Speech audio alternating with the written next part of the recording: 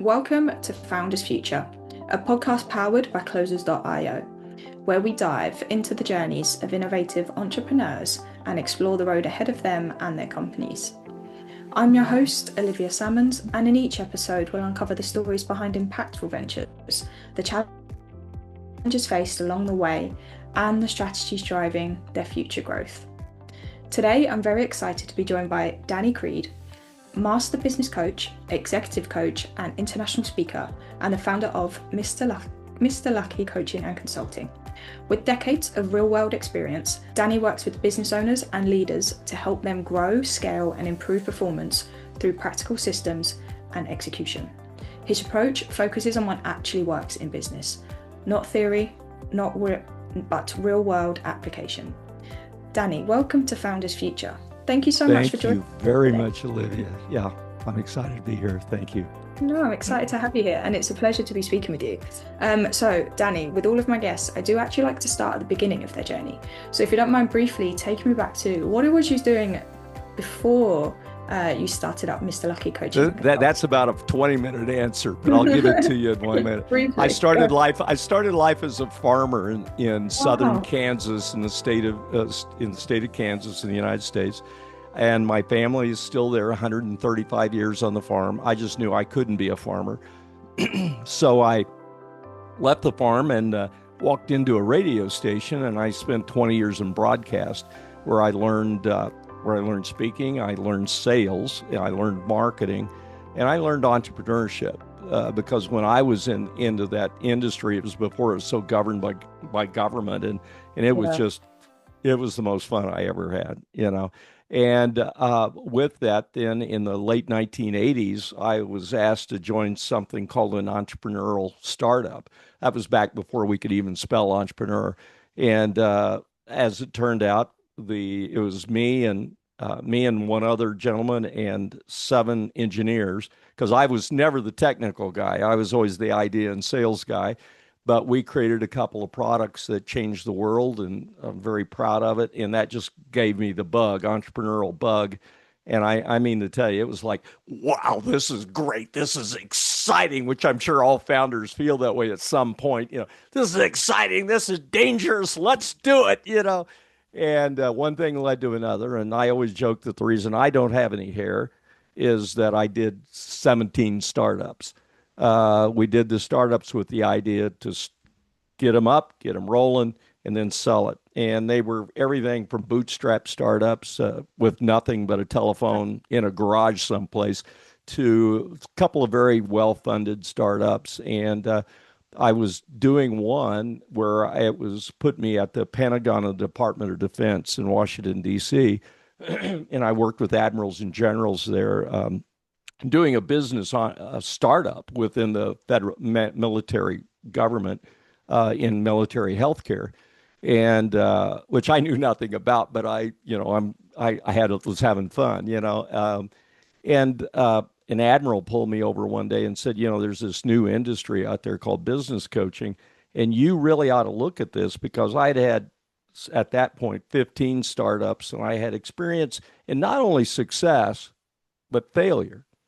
And I was taught, there's a long story. My father died very young. I had to quit college because of that to help support my mom. And, you know, but I was taken in then. I mentioned it in the pre-show that I was taken in by some pretty famous people, Brian Tracy, Ziglar, some really legendary people in the world of personal and business development. And they would say, read this book, go do it. And I'd report in, I go, I did it, and I failed. And they go, well, what'd you learn? It's only a mistake if you didn't learn anything. And that's one a lot of founders face. They make mistakes and they feel sorry for themselves. You know, and the fact is, what did you learn? And I learned a lot, and then they'd say, okay, go do it again, go do it again. And so I had a lot of experience that a lot of people didn't have.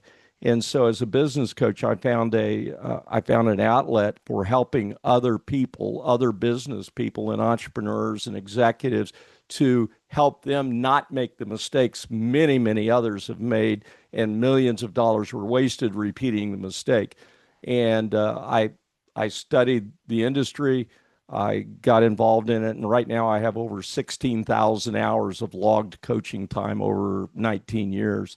So, I'm very, very proud of the success my clients have had because they have to do the work inevitably. But I just believe in that, the bootstrap concept. I believe when I coach, it's all about the real world. I don't walk in with a three-ring binder I'm really concerned with the needs of every client. And then we customize the curriculum based on my experience and their needs. So Beautiful. that's a short version. Believe it or not, that's the short version of my journey. Beautiful stuff, amazing, and I love it. Thank you so much for sharing, obviously, the brief half of it, and we can take it on from there.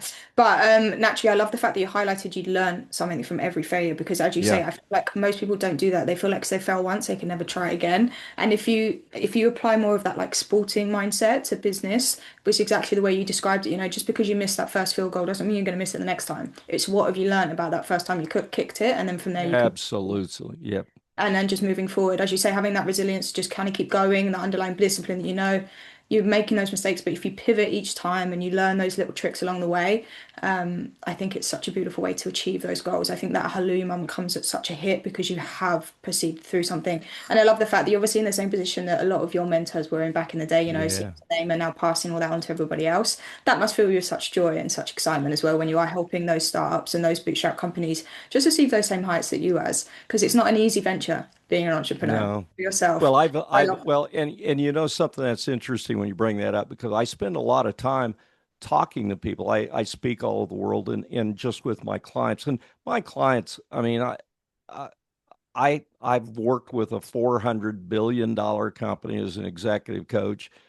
Currently, I work with a $20 billion company, and then I work with a guy who owns a shoe store. I mean, I work with all kinds of things, and people that uh, sometimes startups, a lot of times people that are just stuck and they don't know what to do. I work with a lot of executives, but it's all real world. It's all based on formulas that will never go away. That's why I don't believe, AI will ever have a major effect within some elements of life, particularly coaching, because it'll never replace me looking at you and say, Olivia, let's talk about why you did that. yeah. It'll It's never so true. replace that. I mean, it's that accountability that a real life person will. But I really believe, in what you said. I spend a lot of time teaching entrepreneurs what that word means. Because most people say, I'm going to be an entrepreneur. And I was a big shot in corporate before. And now I'm going to come in and people will kiss my shoes because here Yeah. I am as an entrepreneur. And they fail miserably because they don't understand the meaning of entrepreneur. And, some of the basics are just that I don't care how hard. I told a gentleman the other day, I said, here, first rule of entrepreneurship before you do it, tell me that you're willing to work as hard at this new venture as you did on everything else in your past life. Are you really willing to do it now? Mm, Because I don't care who you are or what you've done. The world doesn't care. The only thing they care about is what are you going to do for me? What are you going to help? So, what yeah. did you learn in this process? What do you understand that it requires hard work? Because the world doesn't care. Yeah. So That you've is so got to true. work at it. And a lot of people, I think the number now is 92 or 93% of all businesses started today will be broken 5 years or less. And Wow. that's probably because of the second rule of being an entrepreneur, first one is they don't have a work ethic. And the second one simply is that they're great technicians, but they stink as an entrepreneur or a manager. Very good. We said from Yeah. basic enterprises like I'm starting a plumbing company. My father was a plumber. My grandpa was a plumber. So I'm going to be a plumber. They're great technicians, but It's they very don't true. know anything about sales or marketing or looking for opportunities. And so part of my job many times is helping an entrepreneur understand how to be an entrepreneur, how to be a manager, Or go out and hire somebody to do that for you, but consciously be aware of that because just Hmm. being a technician isn't good enough. You'll Yeah. fail. No, and even the first half of what you said, that people think entrepreneurship's easy. I think it's a coming starting, as you say, because they are good at their job. They're specialists in their field. They're very good at what they do. But it's a completely different ballgame, as you say. There's so many nuances that come with being entrepreneur. So many different hats that you have to wear for start off. But even as you're saying there, the leadership skills that you need to be running a Oh, company, having a team, that all comes into play, and not everyone is born with that asset. So, Danny, I'm very excited to fast forward a little bit and see what the company looks like today and how it is that you work with people. So. Who would you say, obviously, based off what we just said, like, is your ideal customer? Like, who is it that you very, very much love to work with the most? And then from there, kind of like, how is it you help them? What is it like to work with you, Danny? yeah. Well, the first of all, I do a lot of things quite different than a lot of people who just call themselves a coach. And the first thing is I'm a great listener. And the key is so many people that call themselves a coach will work with a founder, and the first thing they do is they say, "Well, tell me about all of your issues and needs," or they use the negative, nasty word problem. I don't believe anybody has a problem. They have a challenge. They have a need. So they'll come in and then they'll go, "Well, I have a three-ring binder, and this is where we'll start in talking." And I don't believe in that at all. I believe in understand, and this was taught to me by a number of my mentors in these terms. So I hope your listeners will appreciate this. Is that if you understand, you'll always be as successful as you're meant to be if you do this one thing. And that's understand your customer's needs, whoever that is, from their point of view, not Mm, my point of view. Because so many people come in and go, Olivia, let me tell you how I'm going to help you. Let me tell you all the reasons you ought to hire me. People don't care. Let me understand your needs from your point of view. Let me validate those needs. Be sure I understand the needs.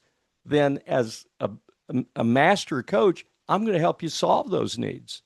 And in the words of one of my mentors, he goes, if you do that, the money will always follow. But so many people come in, founders, they're look, yeah, I raised a bunch of money and I'm going to go spend it on a big building, or I'm going to work with a, coach because it's cool to say that I have a coach. When I work with somebody, I'm going to sit and listen, and I'm going to listen close, because you know what? I'm not right for everyone. And you yeah. won't hear those 5 words come from many coaches out there, but I'm not right for everyone. And if I'm not, I will tell you I'm not. But I've been successful enough over 19 years. I've stuck around because I really work to understand. I am an expert. I don't work with any niche. I'm an other than the niche of business. I'm an expert in business. I don't care, because you know what? Brian Tracy taught me this, that he used to say a great coach, and I use this term coach, right along with for founders. A great coach should be able to coach anyone in any market, in any niche, anywhere in the world, in any economy, Yeah. because there's only about 14 key elements to being a good businessman, a good entrepreneur. There are things like time management, priorities management, goal setting, marketing, sales. There's only those foundational things. And guess what? If you have a food cart in India, or a hardware store in Portland, Oregon, your business issues are exactly the same. Sure. The size, shape, and color is different, but your business issues are exactly the same. And Yeah. so, if you work with me, we're going to get down and get busy on the foundations of everything. And when I was working with that massive $400 billion company, that drove him nuts for a while, because I sat down and said, the first thing we're going to do is look at what is working that you haven't dealt with for a long time. Let's go back to the foundations. Another one of my mentors used to say, there is a similarity between a 70-story skyscraper and a 3-bedroom house. And that similarity is, without a solid foundation, they'll both fall over. Yeah. So it's my job, and again, I'm not right for everybody, Olivia, but it's my job to help people solidify their foundation and then grow it. And we've had some my clients have had huge successes. Again, they have to do it. But by getting that awareness going, and clarity for their business, we've just had some incredible stories that came out of that, and that's very fulfilling for me. Yeah, I love that. And I bet it is so true. As you say, it's almost like the version of giving back. Like what you said at the start, if you can actually solve somebody's problems, you can do that with integrity and in the right way and actually moving it forward. Everything else tends to come good because you are leaning with those right morals moving forward. And even what you're saying there, it's like imagine a house of cards. And every business has the same set of cards throughout the foundations of it. It's like business law. So as you say, you That's need right. to make sure those structures are in place. I didn't know there were so many 14 points, did you say, that correlate across industries and whatever. Is Yeah, it we've found about 14. sick? Some of my earlier guys said more 12 to 13, but we've added one more in there, and Yeah, that's really technology, whether you're technical or not. You need to know the foundation of what technology yeah, can do for you rather than just buying the yeah. coolest the coolest Yeah. thing. As you say, so it's those 14 cards that are actually holding any foundation in place. So you have that on top. The rest of it Everyone. is just fabrication. So the rest of it is just what it looks like or the color you painted it. So I love the fact that you are, as you say, we can speak business across any language, across any nation, because I can. it is the same words that we're using, the same foundations and the same stepping stones we're putting in place. We can just adapt those nuances to suit you, your industry, and move it forward from there. So I love the simplicity we're providing people because I feel like that's another part of it is overwhelm, which comes into the part of fear or even not learning from your mistakes if you just get overwhelmed coming into that spot. So that's a really cool nuance to pay attention to as well. Now, Danny, you'll know this yourself because it's a very, very busy world, a very noisy place to be at the moment. So how do you go about marketing yourself and just, I suppose, attracting those right kind of people to work with? Like what channels or methods are really working well for you at the moment? Well, I won't I wrote a book about how I do this, so I'm not going to talk about it, but I believe in today's world the most effective marketing is can be, if you do it right, still referral marketing. That Hmm. whether it's a multi-billion-dollar company or a small shoe store, the thing is that I've learned, and I call it the Champions Network, is that everybody knows someone that I don't know. Everybody knows someone I need to know. And so if I do I use a lot of LinkedIn. I write a lot of blogs. I've got a very popular blog on LinkedIn. It's called the No BS blog. It's been very successful. uh, and I do a lot of speaking. I Nice. love doing really strong podcasts like your own because I may not get any leads from it, but if I affected one person that heard it, they might tell somebody who's a business owner that will call me. I always offer, and I'll offer this to you. I no sales or anything, but I always offer a free hour conversation with any business owner or entrepreneur if we can get it into the schedule. Because Nice. again, even if can't hire me, I'm not right for them. I can usually give them some good ideas. So anyway, I've built the last 20 years. I run my business almost 100% off of referrals, and I work with people in 18 countries now. I mean, people tell people if Yeah. it's done correctly. Yeah, 100%. And it's not an easy thing to do, building a great referral network for yourself, especially for 20 years plus. Some people can't even manage to do that for the first 6 months that they're in business. So it's nice that you've kind of really layered on top of that and got that foundation in place. yeah. Um, and it Well, just shows Olivia, if you I those can jump please. in there, the thing is, it's a whole nother. I could talk an hour on this subject, but it's about something called positioning, which is an old concept of marketing. Most people have no idea what people think of them, and they don't care. But that's the first step, first perception. I'm really Yeah. big on perception training, especially in leadership. But once your perception to your customers, your prospects, are you slow? Are you scared? Or are you overbearing? Or are you a good listener? Do you look at them in the eyes? Do you talk? That's why AI will never replace all that stuff, Yeah. because I, that's all creating. So I've really worked closely on my perception from the very first day.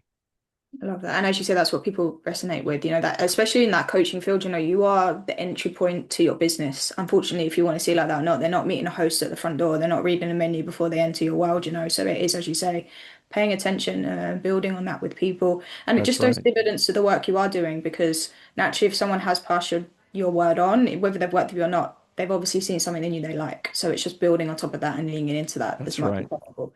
And I That's suppose, right. Danny, what are your like visions or intentions for the business moving forward? Maybe I when you think I of the I next year want to ahead. reach. That's easy. It may sound crazy, and and everybody's laughing, but my goal, uh,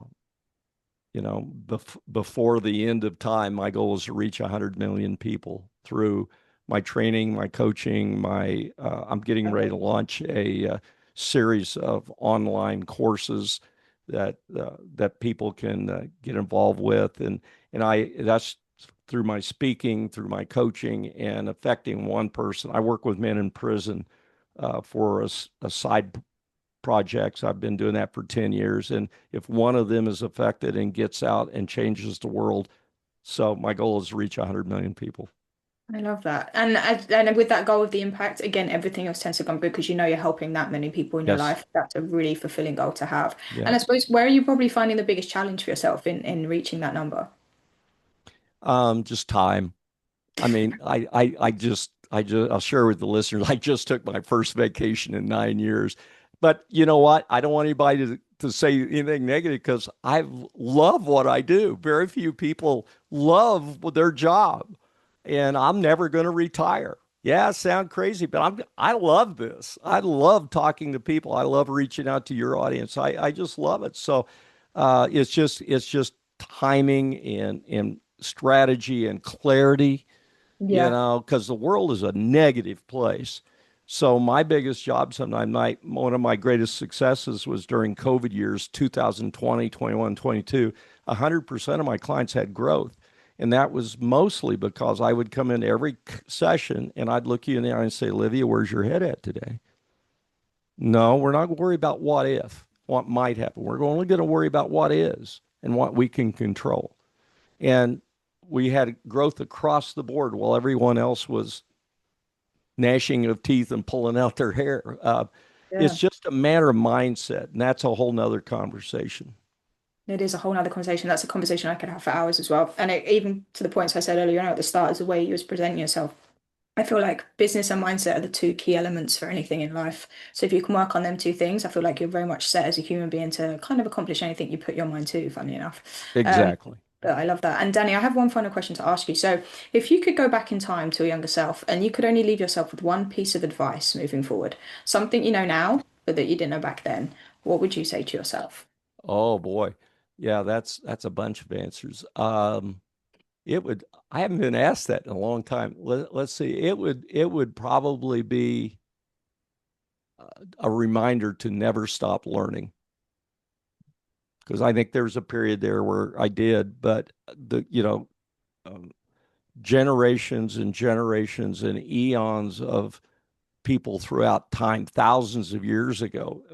The key is the most successful people never stop learning. And I don't believe the human brain will will stop accepting knowledge unless you stop it. I Yeah. know people that retire and they're miserable because they don't keep moving forward. And I think that would be it. Just never stop learning and remind myself that no matter how old I was. Yeah, I love that. I don't think I've ever had that answer before as well, which is really cool. And Danny, thank you so much for joining me You today and for bet. your Oh, it's incredible share. wonderful.